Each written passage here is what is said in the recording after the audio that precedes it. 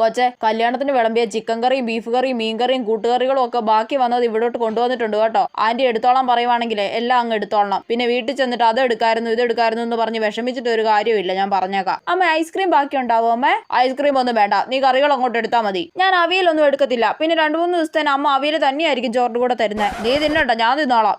നിങ്ങൾ രണ്ടുപേരും ഇവിടെ നിൽക്കുമായിരുന്നോ? എങ്ങനെ ഉണ്ടായിരുന്നു ചേച്ചി അവളുടെ കല്യാണം? ഞങ്ങൾ വിളിച്ചവരിൽ പകുതി ആൾക്കാർ മാത്രമേ വന്നിട്ടുള്ളൂ കേട്ടോ. അതൊന്നും കുഴപ്പമില്ലെന്ന്, എന്തായാലും എല്ലാം ഭംഗിയായിട്ട് അങ്ങ് നടന്നില്ലേ? അതെ അതെ. എന്നാ പിന്നെ ഞങ്ങൾ അങ്ങോട്ട് ഇറങ്ങട്ടെ.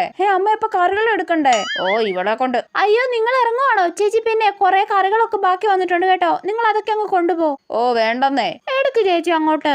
എന്നാ കുറച്ച് കറികൾ തന്നാ മതിയെന്നേ. എന്റെ പൊന്നു, അമ്മയുടെ ഒരു അഭിനയം കണ്ടില്ലേ? നമുക്ക് കറികളൊന്നും കൊണ്ടുപോകാൻ താല്പര്യമില്ലെന്ന് തോന്നിപ്പിച്ചിട്ട് വേണം നമ്മൾ ഇതൊക്കെ ഇവിടുന്ന് കൊണ്ടുപോകാൻ, മനസ്സിലായോ?